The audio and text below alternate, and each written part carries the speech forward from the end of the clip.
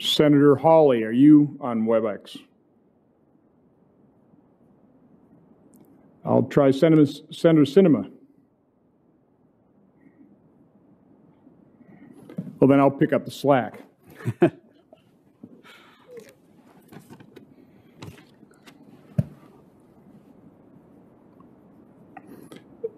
Mr. Banal, I want to explore a little bit further in terms of what access you did not have to the information you requested to verify this. Again, I value the paper backups, I value the controls, but they're only as good as they're actually used, and they only provide confidence to the extent that it's a transparent process. So just speak a little bit to what you had access to, what you did not have access to, what you're denied, and then go ahead.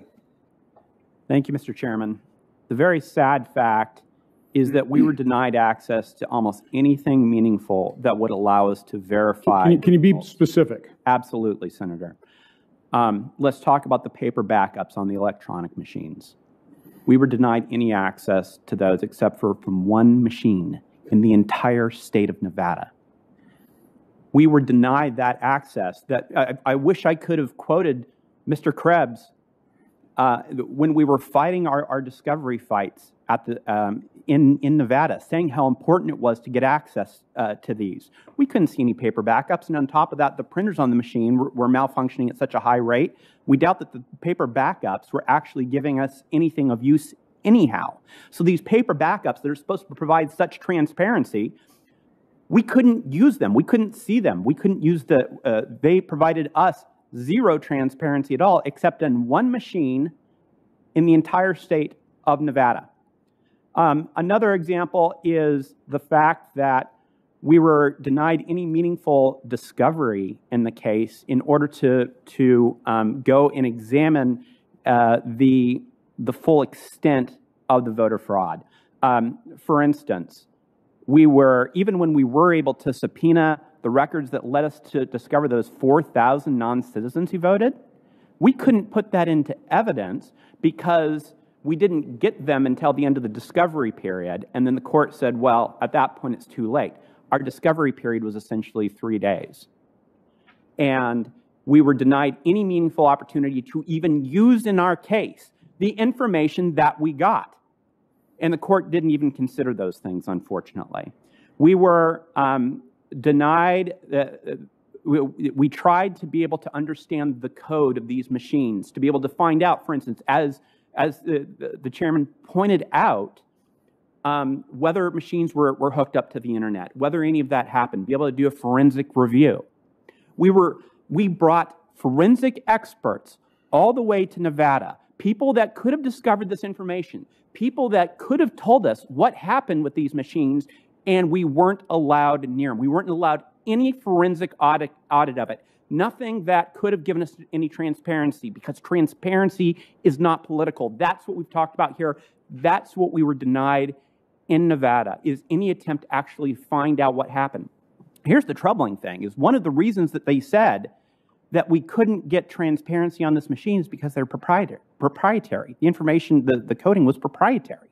But we're talking about the countings of votes for the office of President of the United States, and they're not going to let us see the code for how they actually coded the votes? You got to pick one. It's either open source, and we exactly know the way that these machines are counting the votes, or you have to go back to a verifiable system to make sure that the results that are being reported are the results that we get from actual voters, because that is where democracy breaks down. That is really the fear that we have of losing democracy, is when it's not the people's votes that are being counted, but fraud that's being counted. And we can't just pretend that the emperor has any clothes if he doesn't. We can't pretend that we have a clean election when there's evidence to the contrary. And the way that we get that is through transparency. And we were denied that in Nevada at every single turn. We had a clerk who, a registrar of voters, who literally dodged our subpoenas. We had the holiday weekend over Thanksgiving in order to serve subpoenas. They locked the doors of the offices. He locked himself in his house. He refused to accept a subpoena. That same registrar of voters, we have a whistleblower that says he was wearing a Biden-Harris pen to inspect voter sites. This isn't something where we're trying to attack officials. We're trying to say that we have to make sure that it's nonpartisan, that we have to make sure that there's transparency. And you can't deny transparency at every turn, Mr. Chairman. Mr. Krebs, real quick, mindful that, again, all this testimony is under oath. So what you heard from Mr. Banal is testimony under oath. Does that trouble you? And in your assessment, this is the most secure election. Again, I'm all for paper backups. I'm all for those controls. I think if used, it works. We have a system of advocacy in terms of a legal system. You advocate for one side. It's a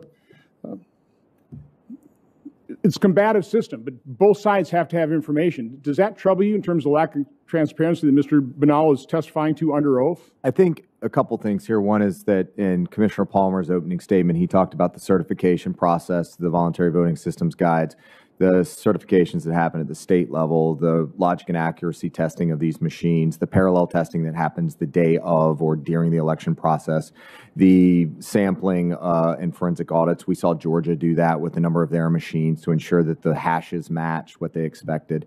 I do think that yes, we need to make sure that working with these vendors that we have the appropriate insight and transparency into the process. Certainly, I think we need to have a conversation on what the appropriate auditing process looks like. I have seen some auditing that is not necessarily up to snuff, so we need to explore that a little bit more fully. But again, if you've got, we're talking about paper backups, but we're also talking about paper ballots. But again, only if they have. He just said they didn't have access to the ballots. I'm not. Again, all I'm asking, does that trouble you that there wasn't that kind of a transparency, or are you challenging his testimony? Oh, of course not. Okay, so again, this system is, we only have confidence in it if it's completely transparent and somebody who's challenging results has access to the information. The paper ballot backup can have their forensic experts take a look at the computer systems, and that wasn't afforded. I'm just asking, does that concern you? I think that there are multiple controls in place throughout the system. If there is a legal mechanism at the back end that allows for independent third-party auditing. But that's the problem. The legal system didn't allow for the transparency. Okay, you can talk about all these controls up front, but then in the end, where there are affidavits signed and people are making charges, when you can't obtain the evidence to actually try it in court, and your evidence is denied in court, do you understand how that frustrates people? And that's the problem. That's why there's suspicions, because this was not, in so many cases that we've heard about, a transparent process. But with that, I'll turn to Senator Scott. Thank you, Chairman Johnson. And I want to thank Chairman Johnson for taking all the heat for hosting a hearing like this. I think it's the right thing to do to get people to feel comfortable that our elections are free and fair. And if this one wasn't, that the next one will be. This is 2 years ago I got elected. I won election night by 54,000 votes. And Chuck Schumer sent a lawyer down and basically said, I don't care what the votes are, we're going to win through the courts. And we went through unbelievable number of lawsuits. We had, I think, something like 1,000 lawyers working with us. We went through 2 recounts.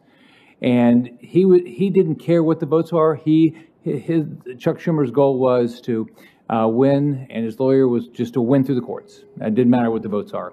It didn't let me come to orientation. And so when I watch this stuff now, I did not remember one Democrat in this entire country say, that's not right. You shouldn't be doing it that way. They were all in on this, and nobody complained. So we've got to figure out how to do this where people feel comfortable. I can tell you, I live in Naples, Florida. Every time I go out, people come up to me and they're frustrated with the unfairness of the system. Now, of course, these are people that wanted Trump to win. They think that he lost unfairly, but they're mad. They're mad that because they hear about what happened in Wisconsin, they hear about what happened in other states, and then they're furious that they think the whole system's rigged. So one thing I did is in September, I put out a bill called the Voter ID. We do absentee ballots, and it actually works in Florida. You have to be a registered voter. Your signatures have to match. You have to get your vote in, ask for your vote early. You have to get your vote in on time. It's your problem if you don't. It's not somebody else's. You don't get to vote after the fact. Your vote doesn't get to come in after the fact and somebody count it. Although 2 years ago, the Democrat lawyer tried to do that. And we know that we get the votes out on time. We did it this time. So it seems to me that if we want people to feel comfortable in this country that these elections are fair, you have to show your ID. You can't be doing same day registration, because how can you tell if somebody is legal, illegal? I mean, how would you know? Do they live in that state? How would you know? You got to let people be able to watch ballots being opened. We had 2 election supervisors that were removed because of what they did in my election. And they were clear. They completely violated the law, and they found and tried to count 95,000 ballots after election night. Not in my favor, of course, in the Democrats' favor. So Judge Starr, what do you think about the need to have local elections? Because I think what Mr. Krebs said is right. One of the reasons why we have good systems here is we don't have a national system. We have a local system. But should we have national standards? Should you have to have ID? Should your signatures have to match? Should you have to be? You can't get registered on the same day that you vote. All the things that we have, like we do in Florida, where you have to get your ballots early and all these things, and you know how many. By the way, you're supposed to announce how many ballots you have that night. You should know, right? They did in my election. And that's how they kept finding it. So, Judge Starr, what do you think about this idea that we have to have some national standards but still have local elections? I think national standards need to be seriously considered in light of these recurring issues. We all have anecdotes. One of my friends, an academic leader in the Commonwealth of Virginia, where I used to live, here's an anecdote. One of his students, a registered voter in Vermont, but she's studying in Virginia, and she receives appropriately an absentee ballot from Vermont, but she receives 4 unsolicited ballots from the Commonwealth of Virginia, where she happens to not be registered to vote, but she's studying. And everyone is hearing these anecdotes, and they're saying, well, aren't there control mechanisms in place? And so the issue of decentralization is you will continue to have these varieties and vagaries unless and until there is some enormous reforms in state government, or then Congress using its powers under Article 2, under Article 1 in this particular instance, says we need to step in and have regulations to ensure integrity. And a signature requirement is one of the bases. I like to say, Senator Scott, you've got to show ID if you want to check into a hotel or get through some TSA security. So don't we want to have those kinds of safeguards just to ensure, yes, this is going to be an honest election, which I think is all we are all asking for. So, Mr. Trubus and Mr. Banal, if we had done some of these things and they'd been enforced in your states, would people feel comfortable that there was a fair election? Senator Scott, I think it would absolutely go miles to make sure that people were confident in the results of the election if we put in simple methods to make sure that the people who vote are who they purport to be, that one person only gets one vote, that the way that the ballots are counted leads to an accurate total. These things shouldn't be partisan. These things should be exactly what we do to protect our republic and make it so that people know that the results are accurate. Because otherwise, you end up where we are today. Senator, one of the fascinating things about Wisconsin is, as I said, we have a long history of real transparency in our process, in our recount process, in all of our processes. So it's particularly odd here. And several of the justices on our court this last week called what the Democrats had done in the majority of the court, in the Supreme Court, as absurd and bizarre. And the reason they referred to it that way is they said, the issue here is what confidence do people have in the election process? So if that's what we hear, and I've heard that, I've been hearing that all day here, confidence in the election process, well then why, when everything is teed up? I mean, I'm a former judge. My co-counsel is a former president of the state bar. We had teed up everything. We absolutely, you knew the names, addresses, wards. You had exact records. And what the Biden campaign did not want the court to do is to actually address the substantive question. That's the holding of the court. We won't address the substantive question. And the Chief Justice, I mean, it's a great frustration in the Chief Justice when she said, 4 members of this court throw the cloak of laches over numerous problems that will be repeated again and again until this court has the courage to correct them. Candidly, it was all Democrat talking points. I mean, they did this make the same thing. I heard something about Justice Karofsky's comment. It was just a talking point. And I guess the frustration you hear from those of us who are serious lawyers, who have taken this seriously, is that when we pose these matters to courts, we expect them to address them. When they don't, it undermines the integrity of our system. That's what's going on here. The frustration that you hear, even in good Democrat circles, is if the courts don't address these, who's going to? Aren't they the ultimate arbiters?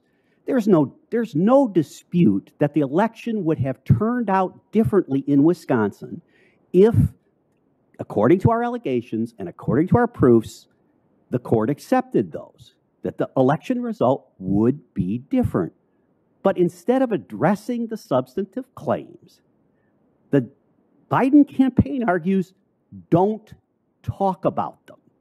Don't address them. And that's why I thanked Senator Johnson when he first called and asked if I would talk, because if you don't inquire here in the Senate, and as Ken Starr said a minute ago, if you don't do this inquiry, there really isn't going to be any analysis, and there isn't going to be an opportunity to get the very integrity that we all want. I mean, as I said, as a former judge, and this is a serious matter to me, and no one suggested at any point in the process that the allegations in Wisconsin are anything but serious and substantive and documented. And yet a court takes the Biden line and says, we're just not going to talk about it. And that's just wrong. And that's the reason, one of the reasons, people don't trust this outcome. Yeah. In Florida, we have a lot of people that moved from South America. And so a lot of them have said to me, how is this different than what Maduro's doing? Right? So, and part of it is, people don't have enough information, but it's so simplistic when you hear about people that are dead that are vote, people that don't live in the state to vote, and you hear all these things, and there's no recourse. So we've got to figure this out. We got to be able to prevent this from, I don't know if anything will happen with this election, but clearly we can't let this go on for the next election. Certainly. Thank you, Chairman. Thank you, Senator Scott, and I completely agree. You have to air these. You have to have the information. This is not a dangerous hearing. This is an incredibly important and crucial hearing. But thank you for participating in it. Senator Portman, are you available by WebEx? I am, Mr. Chairman. Thank you. I've been moving around the Capitol as we've had to vote, but I was at the hearing earlier, and I appreciate the witnesses and all the information we've received.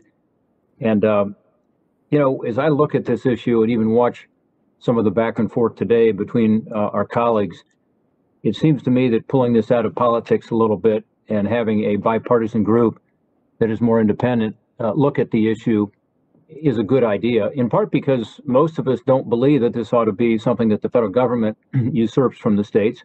In fact, we believe that the Constitution got it right, and that generally speaking, it's better to have the states handle this. But there are obviously many disparities between how the states do it. So there was discussion earlier, I think it was of the Carter-Baker Commission. I would ask you, Mr. Starr, is this time for us to establish a commission? I've been involved in some of these commissions. I've been a commissioner and co-chaired some that have worked, some that haven't worked. But often they can be quite effective at sort of taking the partisan poison out of an issue and addressing it in a very straightforward way. If you had a distinguished Democrat and a distinguished Republican and commissioners who are dedicated to increasing the confidence in our elections, do you think now is the time for us to establish such a commission that could report with plenty of time before the next midterm election and help to give the states a sense of direction and perhaps even a template of best practices? The short answer is yes. In light of the acrimony and the division with respect to the 2000 election, bringing together Jimmy Carter and former Secretary of State Baker was, I think, very efficacious. They made thoughtful recommendations, but they bring attention and shed light on what the issues are. And so, yes, I think taking it out of what is clearly continuing to be a highly bitter and acrimonious discussion, and to say to the American people, we're going to take a look at this, and we're going to try to, in fact, improve in the great spirit of reform.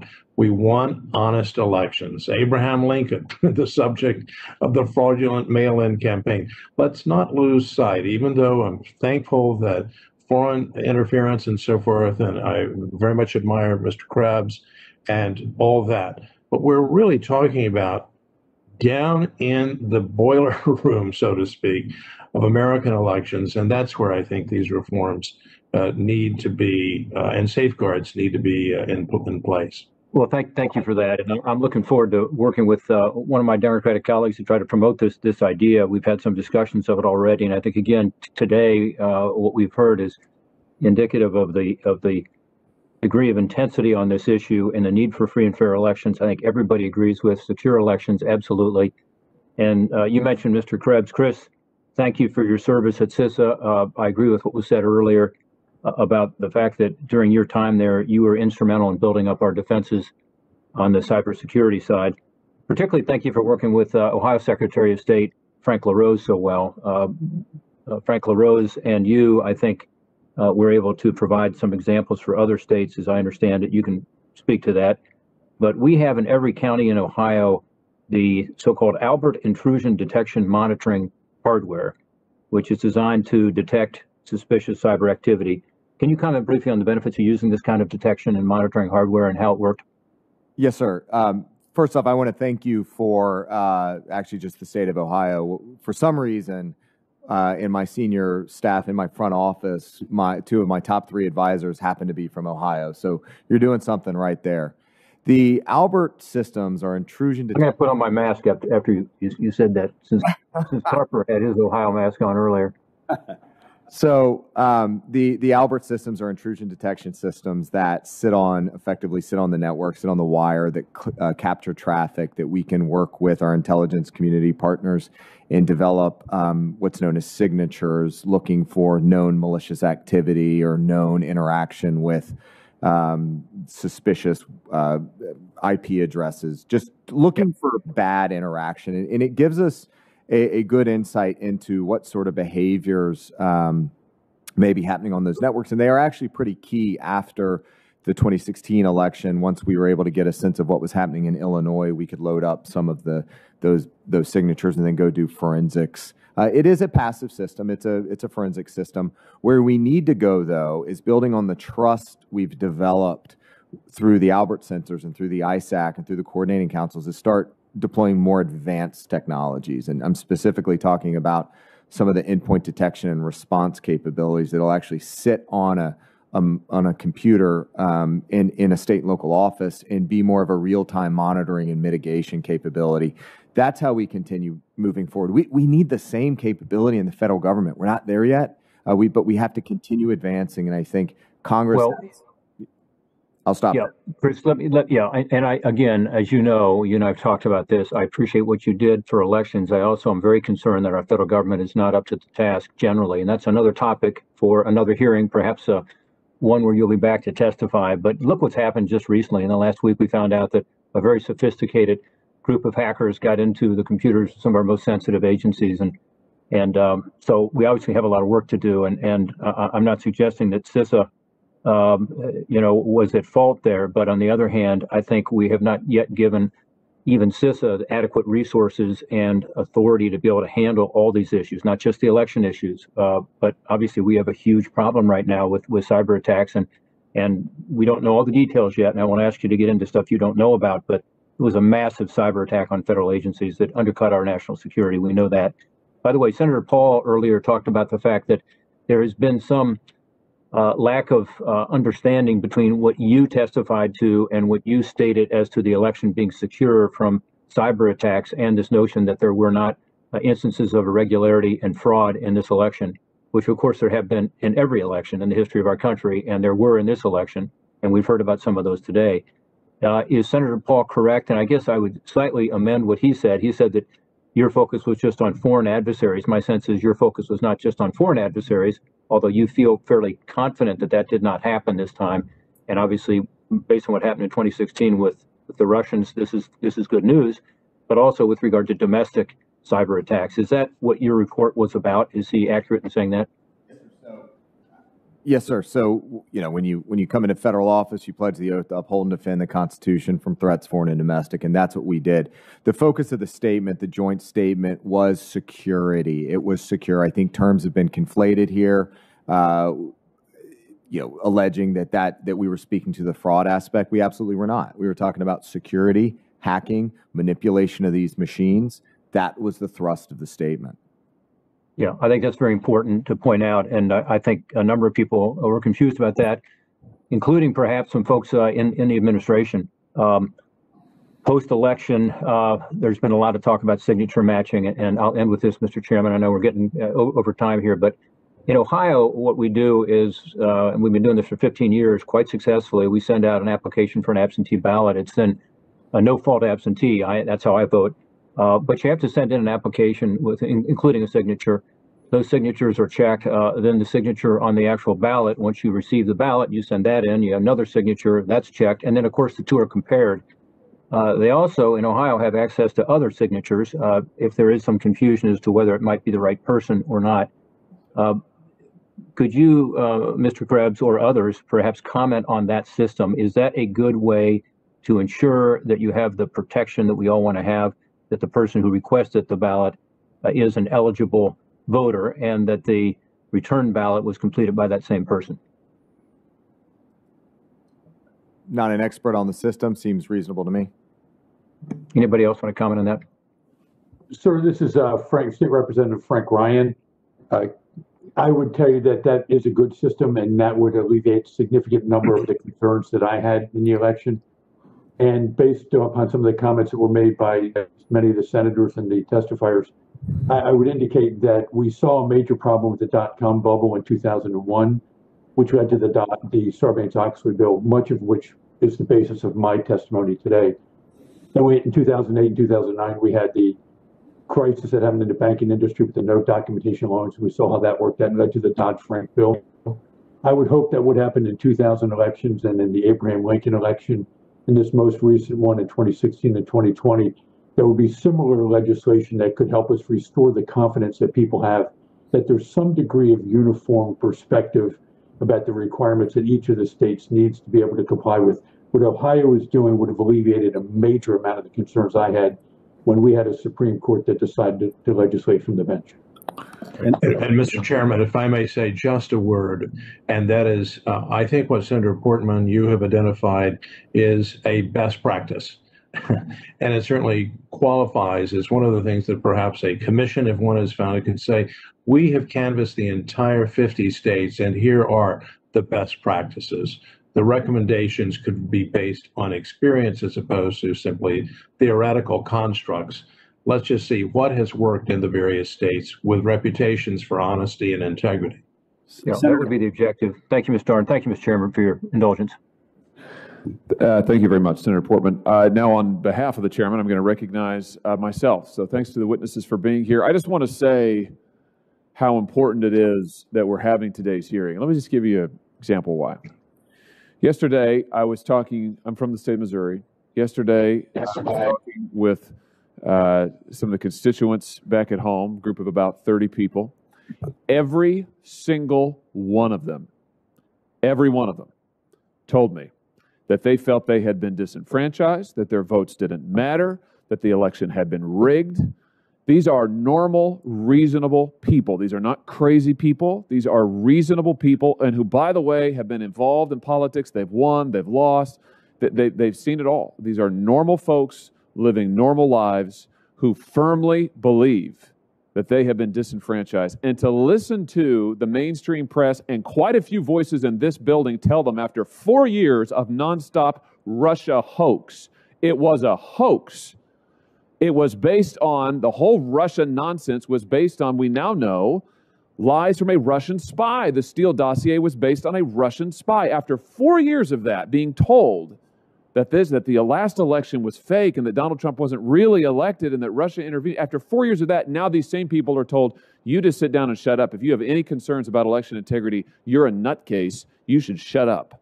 Well, I tell you what, 74 million Americans are not going to shut up, and telling them that their views don't matter and that their concerns don't matter and they should just be quiet is not a recipe for success in this country.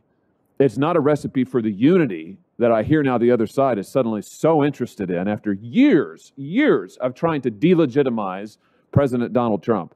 So suffice it to say, I'm not too keen on lectures about how Missourians and others who voted for President Trump and now have some concerns about fraud, about integrity, about compliance with the law, should just be quiet and that they are somehow not patriotic if they raise these questions. I mean, it's absolutely unbelievable. Let me talk about the First Amendment. Judge Starr, I want to begin with you because I know that you have spent much of your life as a litigator defending the First Amendment. Have you ever seen anything like we saw in the closing days of the election when you had the biggest corporations in the history of this country, the most powerful corporations in the world, Facebook, Twitter, working with the Democrat campaign to suppress legitimate reporting on Hunter Biden, who we now know is under federal investigation for criminal wire fraud, tax evasion, other things? Have you ever seen anything in your career like that, Judge Starr, where we have these giant corporate conglomerates censoring and suppressing news directly bearing on an election weeks beforehand and doing it apparently in conjunction with one of the major political parties? Have you ever seen anything like that? No, I think we live in a new age, and we need to go back to great lessons from constitutional law, as you well know, Senator Hawley, and Justice William Brennan, an icon of the Warren Court, saying that our democracy is based upon robust and uninhibited debate. And Justice Oliver Wendell Holmes saying, let's test things in the marketplace of ideas.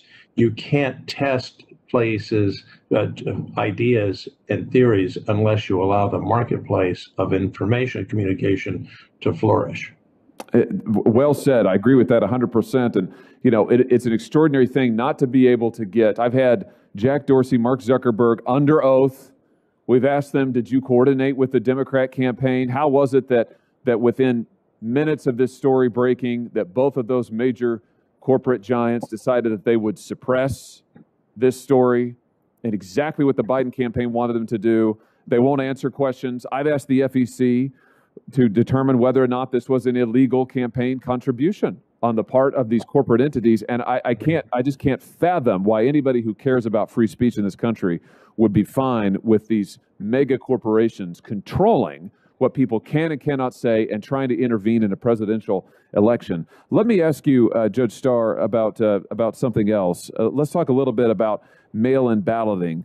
In your written testimony, you discussed the findings of the Carter-Baker Commission. You've mentioned that again here today. That commission commented on the use of mail-in ballots after the 2000 election. Can you tell us a little bit about that commission's finding on mail-in ballots, as you recall it, and talk about some of the warnings that commission put into place?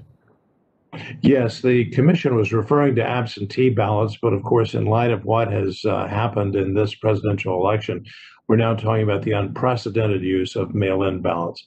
And their concern and their warning of former President Carter and Secretary of State Baker is that this is a mechanism or a platform for fraud and abuse. Be careful about it. Have safeguards in place. And I think that's at the bottom what some of these concerns are. How did dead people vote, accepting that allegation from Nevada? It is because of inadequate safeguards. The dead person didn't walk into the into the voting booth and vote. Someone voted for him or her.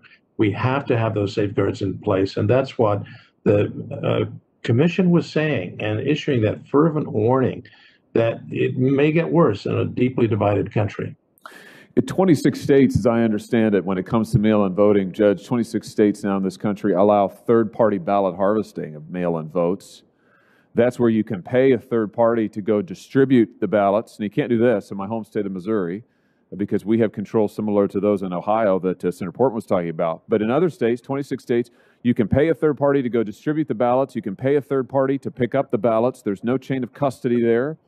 There's no verification. This seems to me an invitation to fraud and abuse. I've introduced legislation to end third-party ballot harvesting nationwide, to make it illegal nationwide. Would you agree, Judge Starr, that looking at something like third-party ballot harvesting is a common sense approach? By the way, some House Democrats even have endorsed this approach. Would you agree with me that that's a common sense place to start when we think about preventing fraud and addressing it in our elections? Yes, because the opportunity for fraud and abuse is so rife and omnipresent with that kind of, if I may now call it that, worst practice. So many states have best practices. We heard from Senator Portman about Ohio. Other states have these safeguards in place. Let's put safeguards in place, but one of them is let's eliminate practices that are so prone to fraud and abuse. And I think that's just the very beginning of what we should do. We should also make sure that poll watchers from both parties can be present at all times, that there are eyes on ballots, cameras on ballots at all times, that there's signature verification requirements that are mandatory, that there's mandatory reporting requirements about where we are in the count, where the states are, so the states just can't go dark for days at a time. All of this stuff ought to be common sense. There is no reason we should just shrug our shoulders and say, well, fraud happens all the time, no big deal. It is a big deal. It's a very big deal. And for millions and millions of Americans in this election, it's a very, very big deal indeed. Thank you, Mr. Chairman.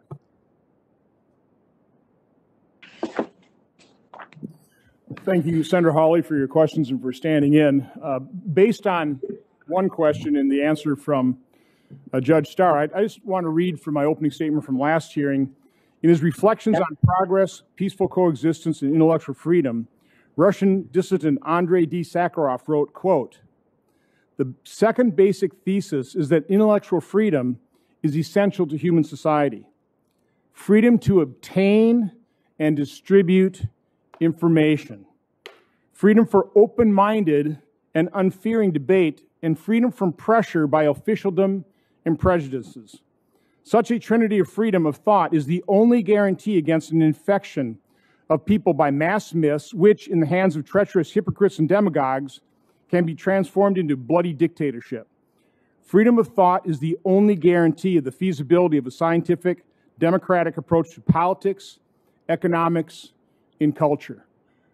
I like to think of this hearing as a demonstration that freedom to obtain and distribute information to the public. There's nothing dangerous about that. It is essential to our freedom. It's essential to our country, to our democratic republic, and is essential if we're going to restore confidence in this election system we have.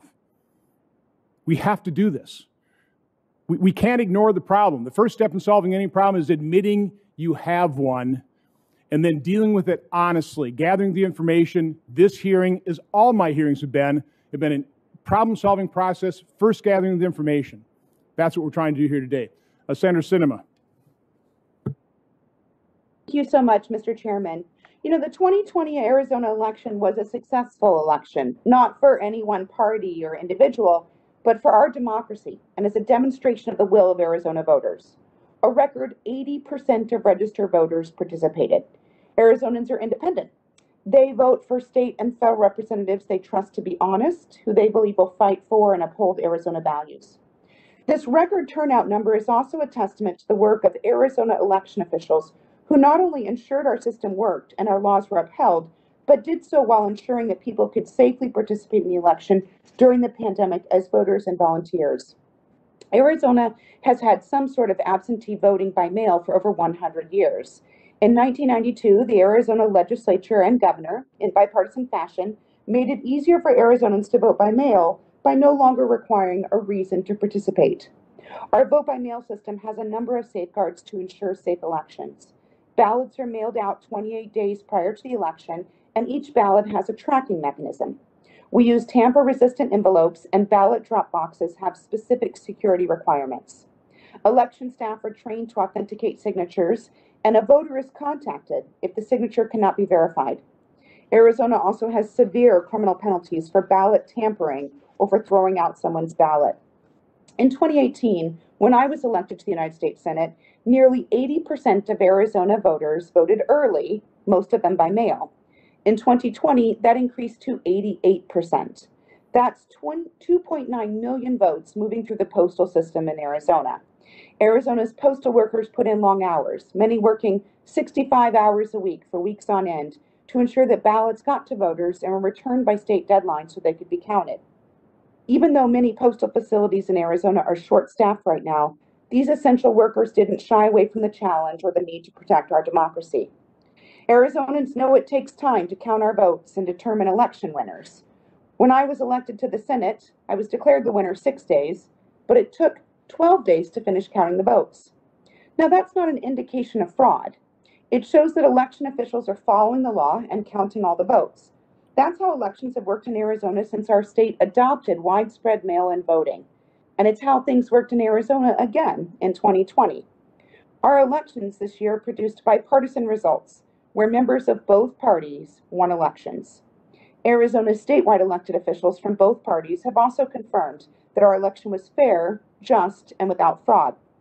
Katie Hobbs, Arizona's Democratic Secretary of State, on December 9th said this about our election. This election is one for the record books for a number of reasons. Participation was at a historic high, as was interest in the inner workings of this civic process, which is the kind of scrutiny that pushes the process to be better. I have full confidence in this election. That confidence has been affirmed by the courts. On November 20th, Clint Hickman, the chairman of the Maricopa County Board of Supervisors, a Republican, said, "No matter how you voted, this election was administered with integrity, transparency, and most importantly, in accordance with Arizona state laws." And on December 4th, the Republican Speaker of the Arizona State House, Rusty Bowers, rejected calls for the state legislature to change the result of Arizona's election. Here's his quote: "As a conservative Republican, I don't like the results of the presidential election. I voted for President Trump and I worked hard to re-elect him. But I cannot and will not entertain a suggestion that we violate current law to change the outcome of a certified election. I and my fellow legislators swore an oath to support the U.S. Constitution and the Constitution and laws of the state of Arizona. It would violate that oath, the basic principles of Republican government, and the rule of law if we attempted to nullify the people's vote based on unsupported theories of fraud." Challenges contesting the Arizona election were brought to the courts and dismissed, including a unanimous ruling by the Arizona Supreme Court confirming a lower court ruling upholding the results of the election challenge. This is how our system works. If there are concerns of fraud or abuse, the courts consider the evidence and make a ruling.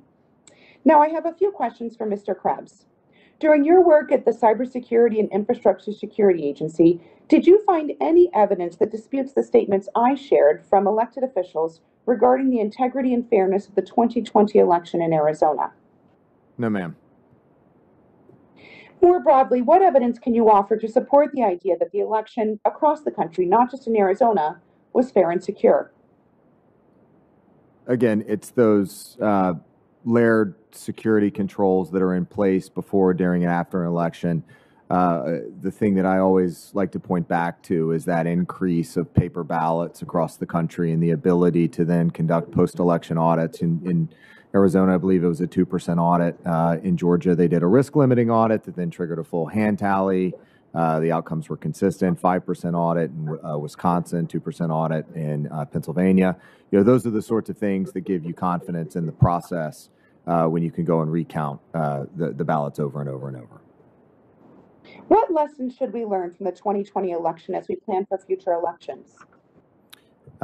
We need to invest in democracy. First and foremost, we need to fully eradicate those machines that don't have paper ballots, so those direct recording electronic machines. There's only one state that's statewide, and that's Louisiana, but they are throughout Texas, Indiana, Tennessee, and a couple other states, including New Jersey. We need to get those out of the system, so Congress needs to fully invest in a risk-based approach to eradicate those. We need to also continue investing in post-election audit capabilities for the state. That takes a little bit more time. And then a steady stream of funding and grants on a regular basis, not every 10 years or every 4 years, but on a regular, dependable basis to support elections. And along the same lines, we need to fully fund and support the Election Assistance Commission. They're a critical tool to helping the administration of elections. And lastly, and this is my pet project here, we need to reinvest in civics education and K through 12 throughout the country. We have to continue educating our children on what it means to be an American and the democracy that we're enjoying here. Thank you. And my last question. Early in this election cycle, CISA and the FBI highlighted a potential threat that foreign elements could pose to the U.S. election system through disinformation campaigns. Looking back, did the U.S. do enough to prepare for this threat from both foreign and domestic actors? Ma'am, we had the distinct advantage this time around of having about 3.5 to 4 years to prepare for this election. And that's in comparison to the prior administration. They only had about 4 months. We had 4 years.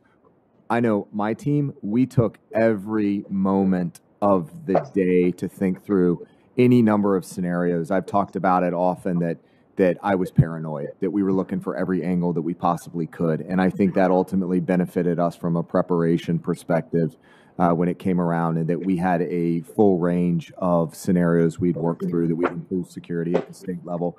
But ultimately, it came down to those perception hacks. It came down to disinformation.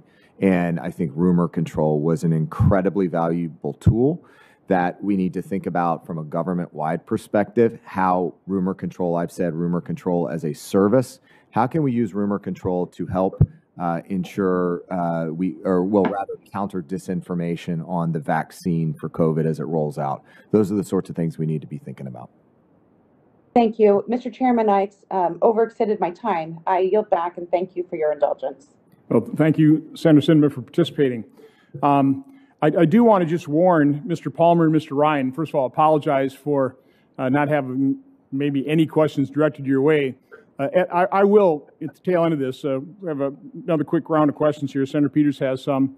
But I will ask you a couple questions. Then what I will tell all the witnesses as a final summary, this actually I got from this technique from Senator Carper, is we'll give you each an opportunity to make kind of a final statement, things that either you weren't asked that you wanted to be asked about, or something that you just think needs to be said during this hearing. So we'll do that, but I'll first turn it over to Senator Peters for some extra questions. Thank you, Mr. Chairman. A question for Mr. Krebs. As you know, you and I have spoken about the rise of domestic extremist violence in the country and how we need to be conscious of that rise. And in August, the FBI and Department of Homeland Security memos reportedly warned of threats by domestic extremists to election-related targets in the run-up to the 2020 election. Unfortunately and sadly, these warnings seem to have been well warranted.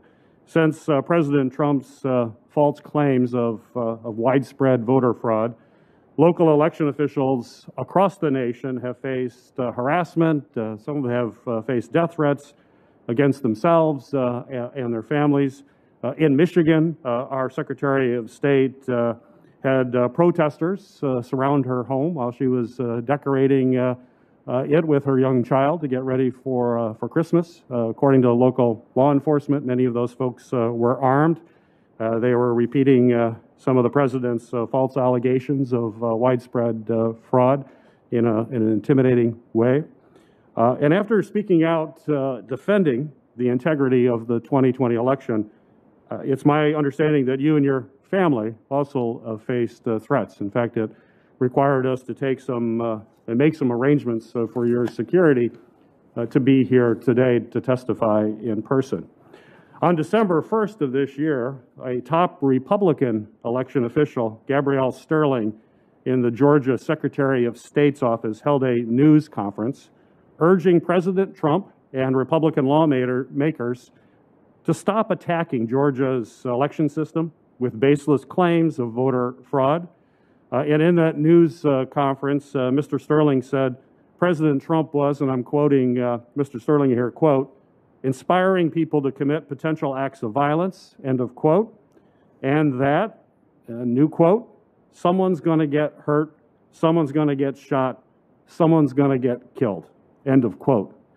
Now, we saw a similar dangerous trend earlier this year when election officials questioned COVID public health safety protocols and also fueled extremists, including in my home state, extremists that targeted the governor of the state of Michigan.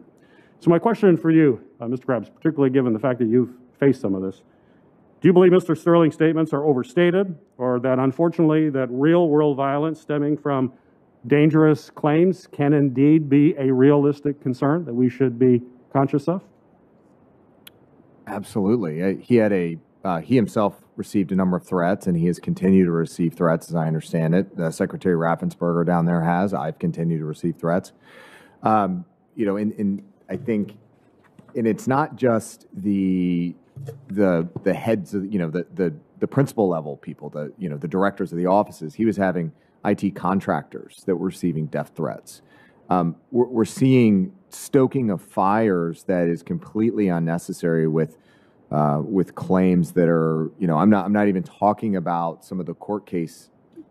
I'm talking about in my case and in many of our cases is these fanciful claims of dead dictators and computer algorithms, and we're debunking them because they're nonsense, and we've said that from the beginning. But they've taken root, and some people just don't want to hear how these systems actually work and what's actually capable across these systems, and most importantly, I'm gonna say it again. The paper ballots. It's those measure the root of trust in the process that can dispense with these claims, even if these algorithms were there.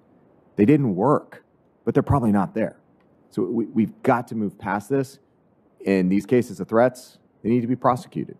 People need to, be held accountable for the claims they're making. Yeah, and just the last question, and we've spoke about this earlier, that if you look at the fact that we were able to conduct this election in a fair way during the middle of a pandemic, which is an extraordinary time to try to conduct fair elections and do it as efficiently as possible, and the fact that you have thousands of election officials and volunteers that are working. I think of the men and women who went to the polling places to process voting, did it with concerns about their health, people who went to vote or for their health, or folks who chose to vote absentee in order to minimize the risk to their families, to the health of their families. This is really, in my mind, a time to celebrate a very successful election that was done fairly, and it was done in the midst of an extraordinary time that we're living in, and it's the result of folks in CISA, your folks, others with Homeland Security, folks with the FBI, and others. Would you just comment on that as to how we should look at what we just went through? And that doesn't mean that we shouldn't be looking at ways to improve the system, to make sure that we minimize clerical errors, to make sure that if there are isolated incidents of fraud that they're dealt with and they're caught. But we should be also celebrating what just was pulled off in this country, which is an example of how a democratic system can work efficiently, fairly, and even do it under extraordinary pressure.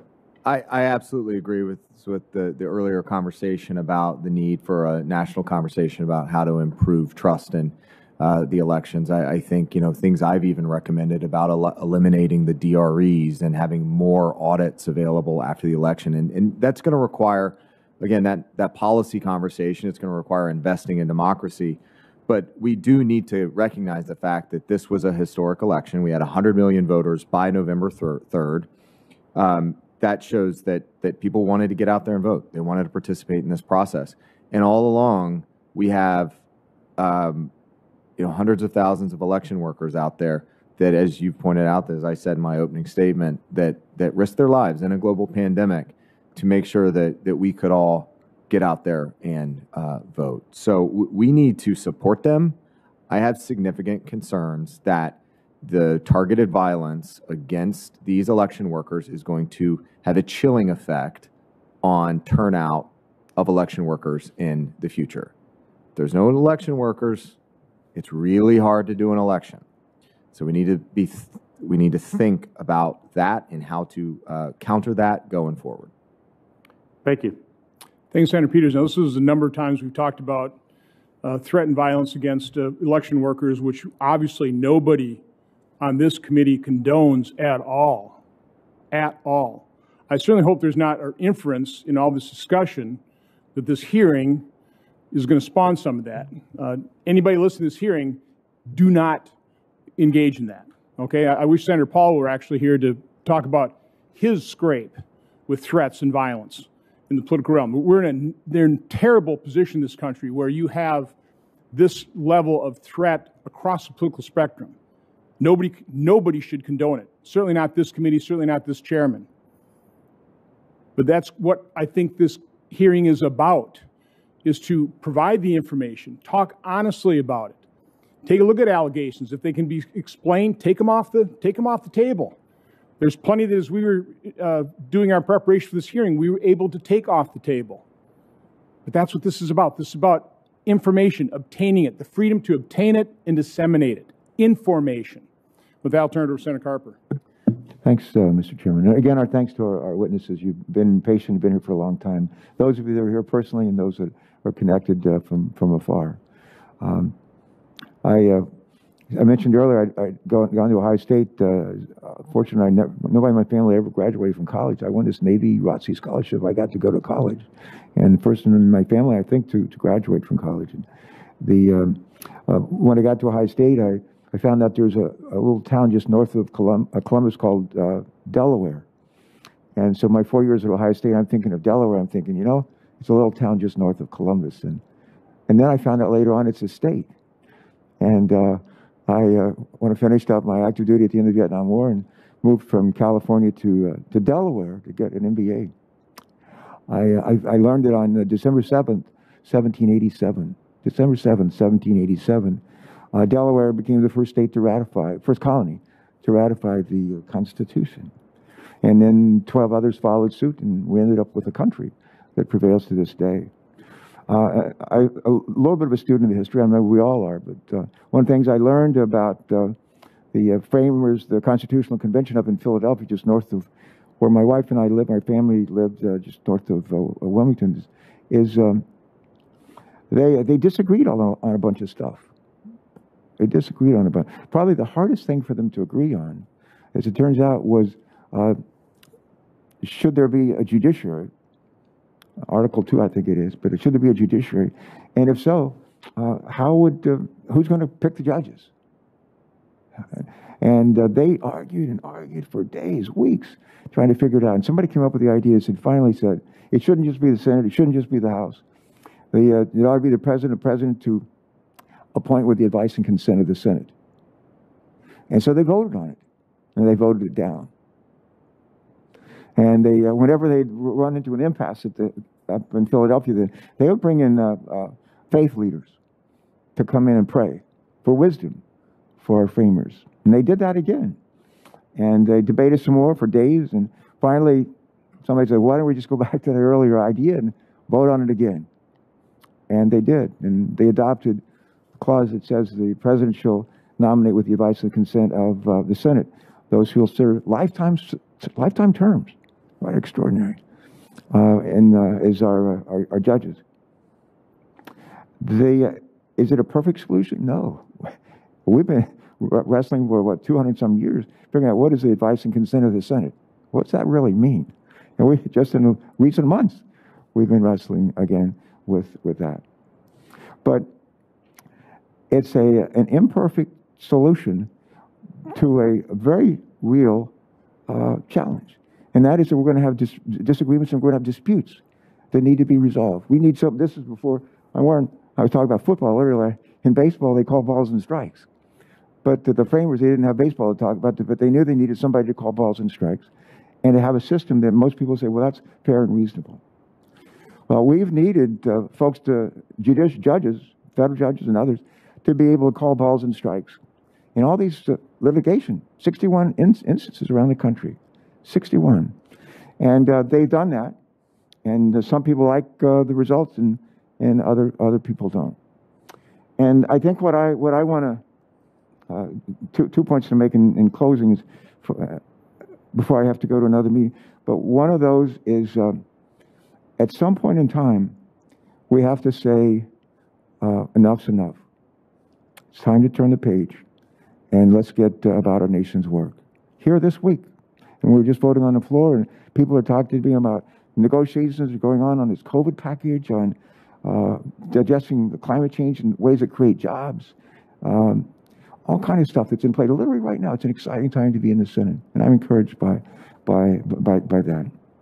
The other thing I'd say, in the Navy, I was a naval flight officer, later a P-3 aircraft mission commander for a long time, active in reserve. But in naval aviation, especially in P-3 community, you have a job in the airplane on the crew, you have a job on the ground. And for a while, my job was, I was a squadron's air intelligence officer when we were in Southeast Asia. And so I have a huge respect for intelligence agencies, and we got a bunch of them. They're really good ones. One of our friends, one of our former colleagues, was a former senator from Indiana, and he ended up as a DNI, Director of National Intelligence, and a good friend of I think all of us. And Dan, I talked to him when he stepped down as head of DNI, and I asked him, I said, just talk to me as a friend and off the record. And I guess I'm going on the record, but I said, are you convinced that are you convinced that the Russians were involved in trying to put their hands or fingers on the scales on the presidential elections in 2016? He said, without a doubt they were. And I said, well, there's like 17 or so intelligence agencies. I say, does some of them feel that way? And he said, no, all of us do. It's unanimous. Everybody feels that the Russians were interfering in our election in 2016, and they wanted to change the outcome. And they said they weren't trying to help Hillary Clinton. They were trying to help Donald Trump. And I'm not asserting that they were doing that at his request, but in a way maybe they were, come to think of it. But there's no question they were involved, and with the purpose was a single purpose: the Russians. And we caught them red-handed, and we've been dwelling on that for 4 years now. We need to get over it. We need to get over it.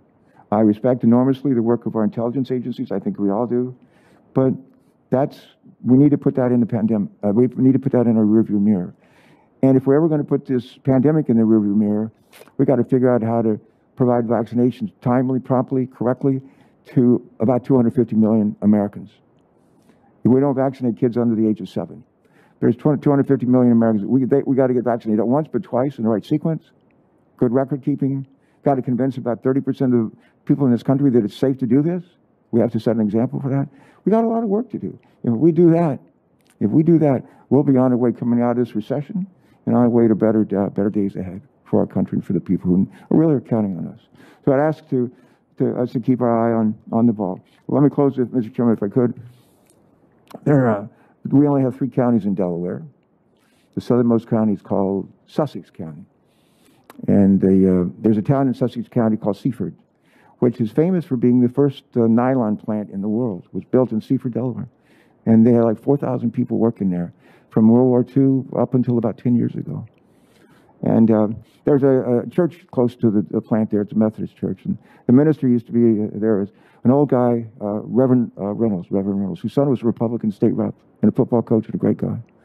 And Reverend Reynolds, when I got elected governor, he said to me, he wanted to come and sit and talk to me and visit with me and share some thoughts. And I said, sure.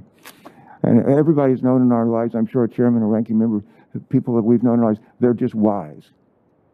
They just have a lot of wisdom, and every now and then they share it with us. And he came to meet with me, and he said these words. We had a lovely conversation. I actually had lunch together. And he said to me, just remember this, Tom. He said, the main thing is to keep the main thing the main thing. That's what he said. The main thing is to keep the main thing the main thing. I sat there and I said, what in the world are you talking about? It took me a while to figure it out, but I finally did. And I would just say, the main thing here is to keep the main thing the main thing. And that is, we have this gift, the Constitution, that's not perfect, but it actually puts us on a course for a more perfect union, a more perfect union. Hopefully we're going to learn from these, what we did well in this election and what we didn't. And years from now, people look back and said, well, they kept their eye on the ball. and kept their eye on the main thing. If we do that, history will look well on our efforts. So thank you, Mr. Chairman. Thank you to our ranking member, Senator Peters. Thank you. And to our witnesses again, thank you all. And thank you, Senator Carper. And again, appreciate your outreach this morning. I would say the main thing of this hearing is the fact that we need to have confidence in the integrity of our election. And we have to recognize the reality that right now, and quite honestly for the last 4 years, that hasn't existed. 2016, illegitimate result, resistant. You remember the famous tweet by Mark Zaid. I can't remember it off the top of my head, but something like, coup's begun, impeachment will follow. That's what we've been living with 4 years. Different election, different result, different side. And the reality is people have concerns. And I'm just saying these are legitimate concerns. You mentioned the courts. I've acknowledged the process has worked its way to a conclusion. I've got something like 59 court cases. Now, many of these, as Mr. Troop has talked about, some were not decided on the facts. They're just decided and dismissed based on standing, which is, again, that's our process. That's a legitimate decision by a court, but it's not very satisfying for people who have some facts that want to be considered by a court. Or Mr. Bernal, the same thing in Nevada. So to deny the reality that we have a problem, a very serious problem, that's not the main. The main thing is we have to acknowledge that problem and we have to work together to fix it, to restore the confidence. So let me just see if I can wake up Mr. Ryan and Mr. Palmer, make sure they're there. Ask a couple of questions of each of you, and then I'll give all of you the opportunity to kind of make a relatively brief. I mean, this is actually a long hearing for us. I know the Judiciary Committee sometimes goes on long, but this is a long hearing for our committee, and I really do appreciate the involvement of as many members who took this thing seriously. But Mr. Ryan, are you there? Yes, sir. I am. Thank you, Senator. Okay. Sorry about that. I hope you had lunch or something in the interim. Representative Ryan, in our conversations, you were talking about, as Mr. Bernal talked about, your inability to get access to certain things that, I would hope Director Krebs would agree should be transparent, and that those of you having questions about or even challenging results should have access to in order to mount an effective challenge. Can you talk a little bit about that? Absolutely, Senator. As a former chair of an audit committee of publicly traded companies and currently the chair of the audit committee, the Public School Employee Retirement System, the control environment is a critical component of it. Mr. Krebs is referring to, as an example, the security systems, and I don't dispute his comments on that at all, and I applaud the great work that's been done at CISA. But until the entire control environment, that's the tone at the top, has been properly evaluated and documented to where you can have a Six Sigma or lean systems approach that allows you to be able to have this transparent, auditable result, it violates one of the basic principles of any systems of internal controls. One of the things that we tried to deal with the Sarbanes-Oxley bill that I think was done effectively was this concept of control deficiencies, significant deficiencies, and material weaknesses. The absence of the ability to provide a timely audit of that information is problematic. And I would just like to just make this comment. I spent a lifetime as a reserve officer, and so I was also on active duty, either in Operation Uphold Democracy in Haiti, Operation Iraqi Freedom. I helped supervise some of the elections results in Iraq in 2005 after I was called out of retirement. And I would pray that all those sacrifices made by the millions upon millions of people who served in our military to support and defend the Constitution of the United States against enemies, foreign and domestic, would be upheld as well on our shores, so we can ensure the same type of election integrity that we're asking for with transparent, fair, and accurate results can be assured within the United States. We know 44 of the states apparently went off without a hitch, so we have 6 states that we're dealing with. That's a pretty good track record, but unfortunately, when you consider the fact that the 4 of the states were that razor-thin margin close, the results of the election could have been in question. I concur, Senator, that most of the results have already been looked at from a challenge from a legal perspective, so it's probably a moot point for the current election, but I pray that the Senate will take up this battle standard and say we need to really reaffirm to make sure that the people have the faith and confidence in our election systems. I try to live by a triangle of faith. The faith is to believe is to have faith, and to have faith is to have trust. Whenever that trust triangle is broken, we will have difficulties and discord will follow. And I pray to God that every person listening to this testimony hears your words and says, let's have a peaceful resolution of all of these concerns that we have so we can get on with business as usual. Well, thank you, Representative Ryan, and thank you for your service. And we will come back to you for your closing comment. Mr. Palmer, in our discussion prior to this hearing, and again, I appreciate your service and your membership of the commission. You talked about some things that troubled you with this election. Can you just kind of review those with the committee? Well, a few of the things that I was concerned about, I think that raised the emotions from the political campaigns. Some of it was the treatment of poll watchers. I believe transparency is a very important thing, and one of the concerns I had was that people need to be treated with respect. I understand as an election administrator that often we are doing our job and we don't believe anybody needs to be watching the process. But some of the reports, it gets back to sort of the way we treat each other in this country, you know, and if a poll watcher is observing the process, they have a right to be there, they observe the process, they need to be respectful of the election official. There were some significant reports that process was, interfered with, and people were treated very poorly. And it's not the first time. I worked at the Department of Justice in the Civil Rights Division, and one of the things that I saw often was based on party or race. You know, citizens treat each other poorly, and even in the context of elections. And so I think that we need to make a commitment of respect toward each other and to each political campaign. I think that was the major issue. I think that hearing a lot of the reports about the inaccuracy of the voter rolls, I've been talking about this for a long time. It's because there's just not the focus or the resources provided at the state or local level, in my opinion, to maintain the accuracy of the voter rolls.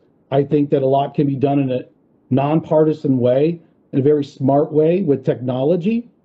Election officials don't often have the latest technology, and so upgrades to voter registration systems and to resources of data can help them clean and make sure their rolls are as accurate as can be. And frankly, I just think that this has become somewhat of a partisan issue, and therefore any attempt to maintain the accuracy of the rolls can be seen as a negative.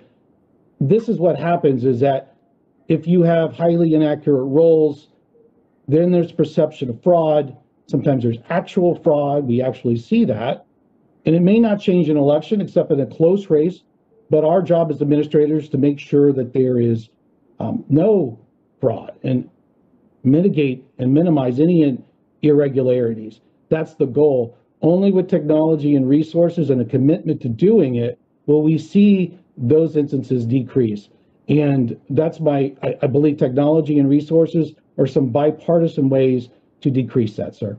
If you could also, because your commission does act to certify some of these voting machines, not all of them, but in some states you do. Can you just quickly, and I mean quickly, go through kind of what that certification process is? And I think that was one of the issues you did see is, you know, somebody trying to get back into those machines inside that certification process. Well, we have a certification process for voting systems. One of the vulnerabilities that we have, and I believe CISA would agree, is that the non-voting systems that are tied to the internet, they perform important functions like voter registration, electronic poll books. There is no standards or testing. And what's one of the things that we're trying to do at the EAC with adequate funding we could do, but it's a big gap in our defenses, and it's one that we may not have been burned this time, but it is a vulnerability, and we need to take care of it. Okay, well, thank you. Well, now we'll move to closing statements here, and we'll go in reverse order. So again, former Director Krebs, again, I appreciate your service to the country. I appreciate what you accomplished. I mean, as you know, I've acknowledged that repeatedly. I mean, I think the fact that we've gone from 82 to 95% paper backup, that's all great stuff. And and I certainly appreciate you coming here and testifying today. So I'll let you, with any closing comments, go ahead. Thank you, Chairman Johnson. I'm going to keep this short because I think this is a historic hearing for me. This may be the longest hearing that I've had in this chamber, so I will try to wrap this one up quickly. First is thank you to you for your ongoing and constant support of CISA.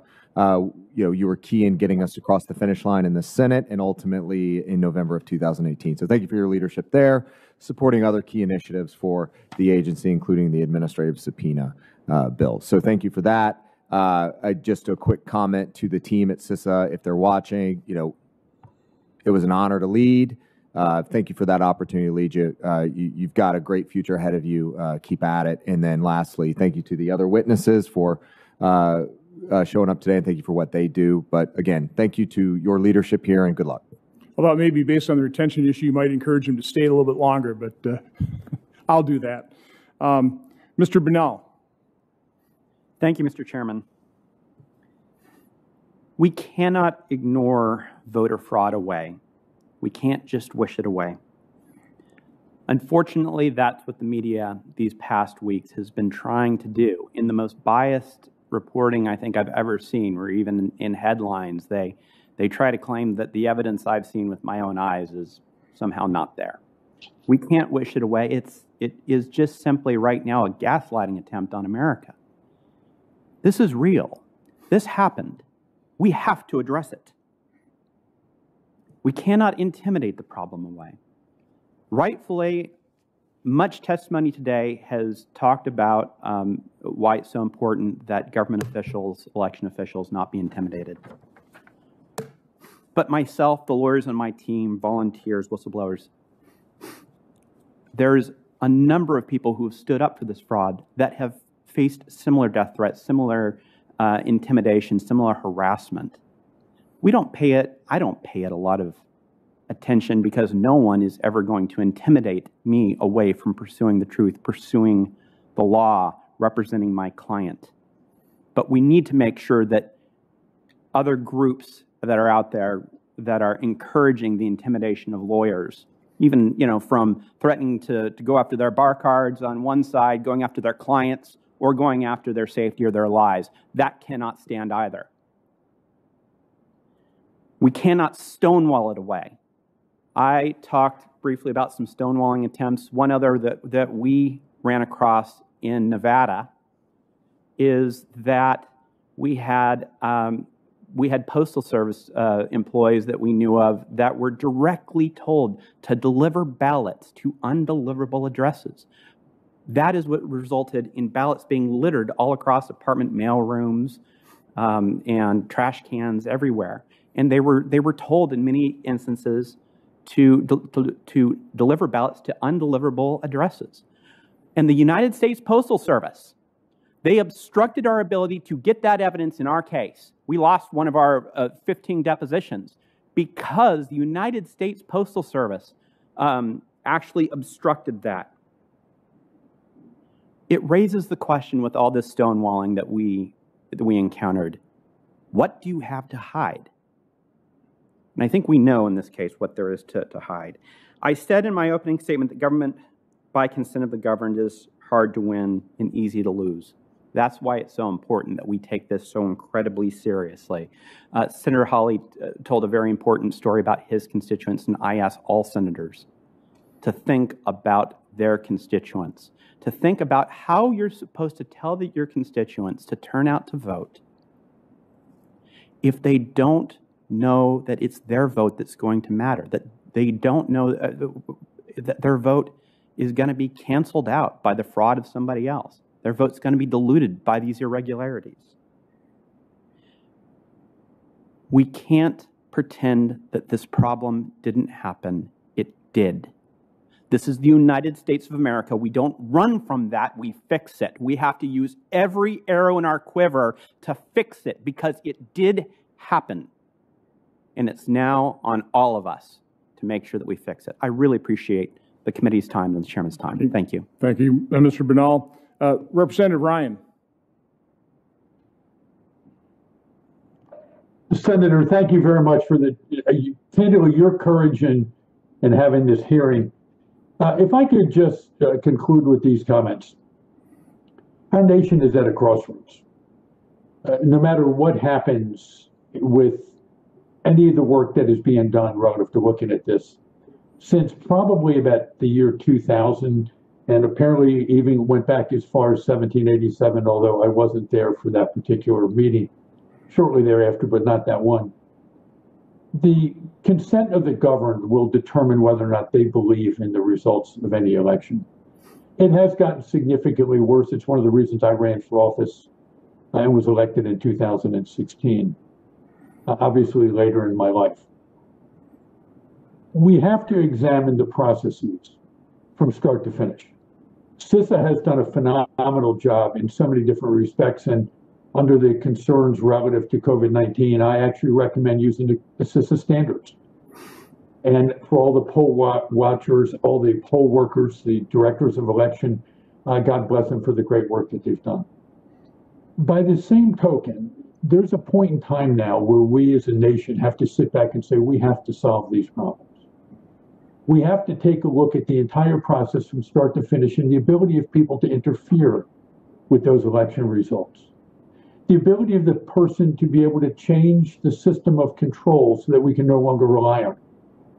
I've heard some of the comments today, and I go back to what I heard in 2007 and 2008 when I was a practicing CPA, keeping companies out of bankruptcy, and Meredith Whitney was bringing up the concerns she had about the strength and stability of the banking industry, and she was vilified.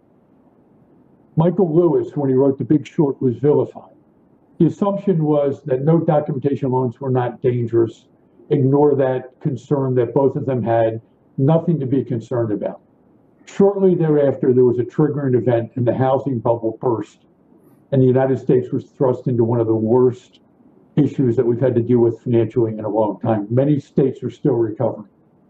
I would tell you we are at that seminal moment today relative to the sanctity of our elections that have probably been building since 1787.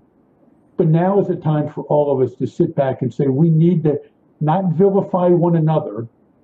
And Senator, I applaud you for your willingness to get to an open, transparent basis here. But we need to sit down and do these types of hearings.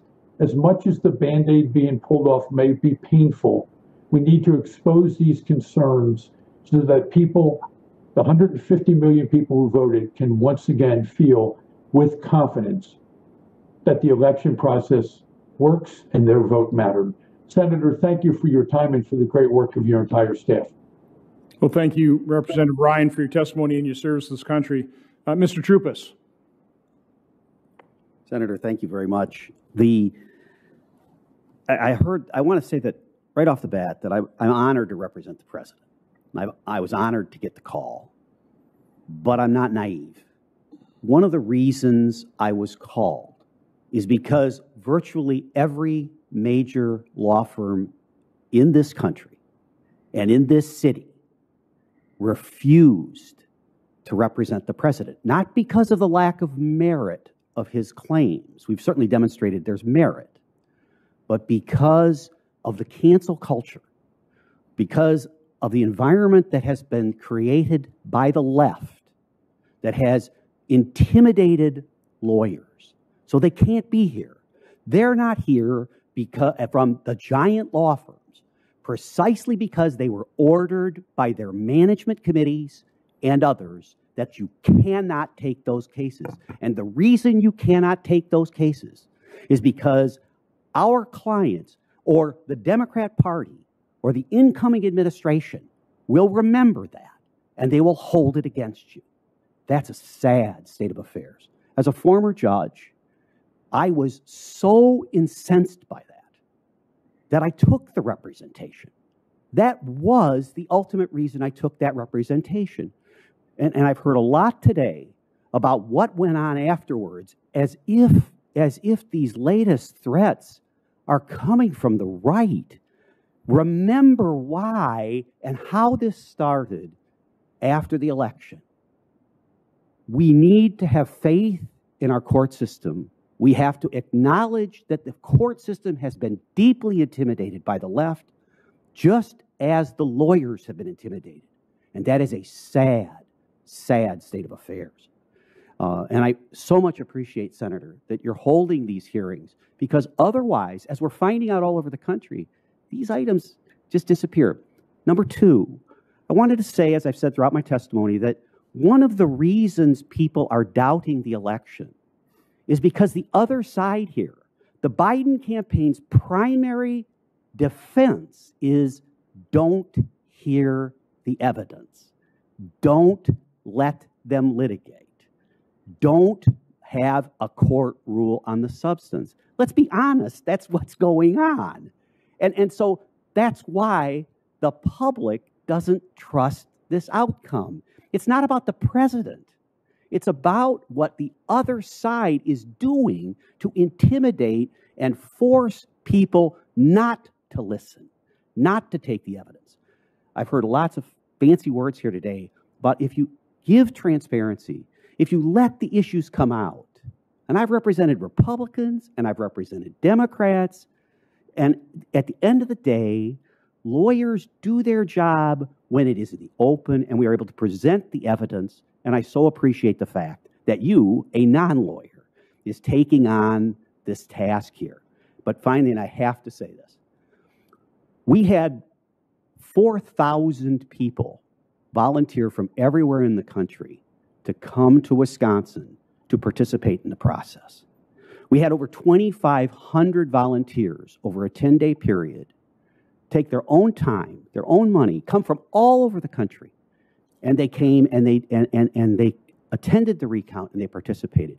And I said to the recount on the floor, the Democrats and the Republicans, I said, if you are losing your faith in the greatness of this republic, look at this recount. Look at the number of people from the Trump campaign and from the Biden campaign that would give of their time and effort to be here, in that case in Madison, Wisconsin. It was humbling, truly humbling for me and everyone on our legal team and everyone who was there. We have a great system and people want to participate. Let's make it transparent. And again, I can't thank those volunteers enough. They're the ones who make this democracy work.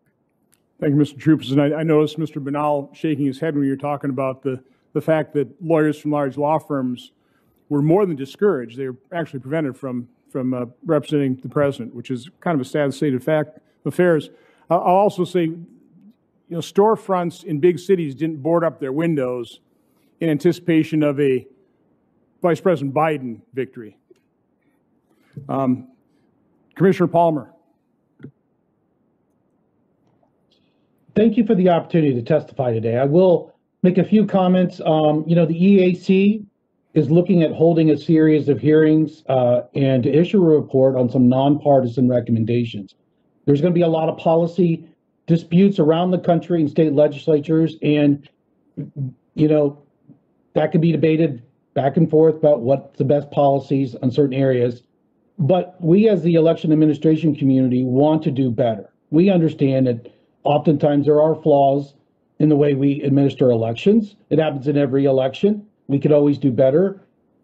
The way we respond in the election administration community, just like the military, is more education and more training and more resources when available.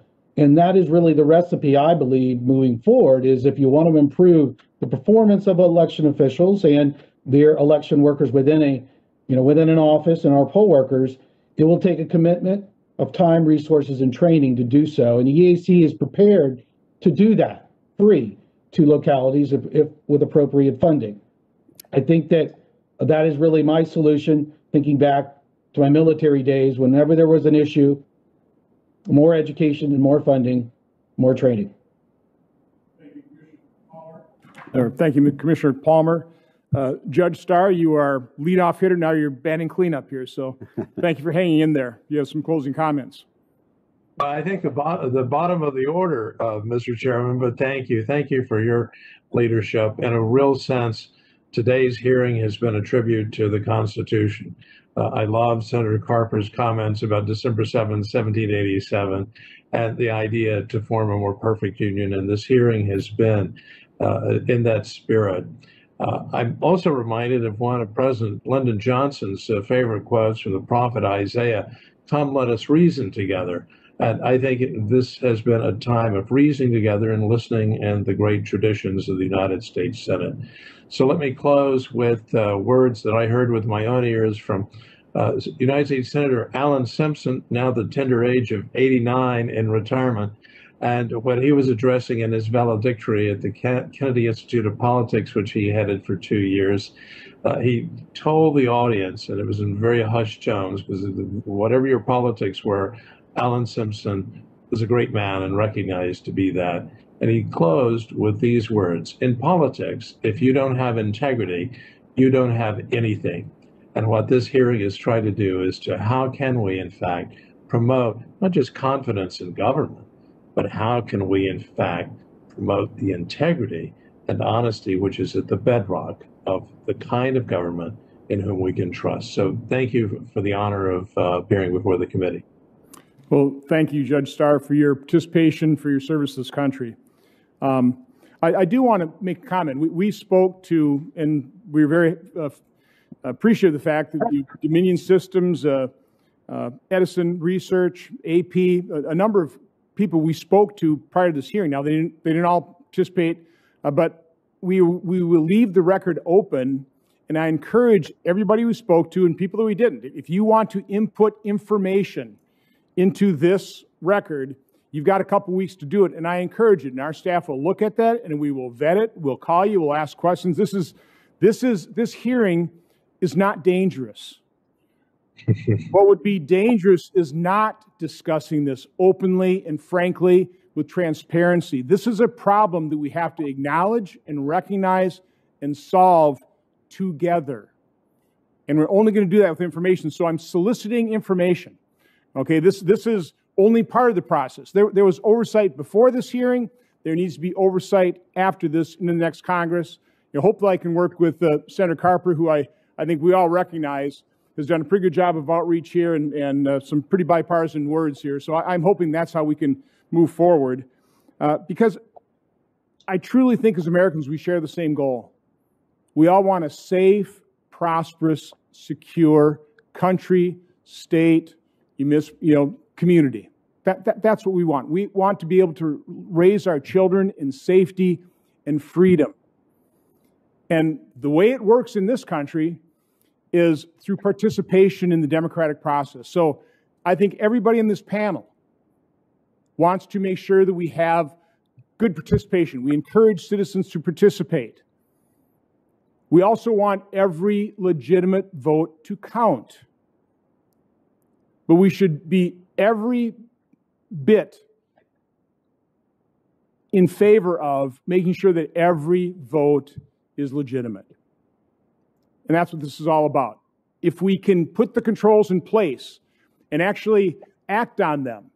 It's great having paper ballots, but you have to have access to look at it to give yourself confidence in the current election and moving forward that, okay, this all worked out. Wisconsin's recount, totally honest, our count was almost 100% accurate. Other issues, but again, I think Wisconsin, we got a pretty good level of confidence that we run our elections right now. I'll just give another shout out to Jeanette Mertens. My county clerk, my clerk of courts down of Oshkosh, and I'm sure the vast majority are just like Jeanette. We're in really good hands. So conclude, this is my last hearing. It has been an honor and privilege to chair this committee. Hearing's adjourned.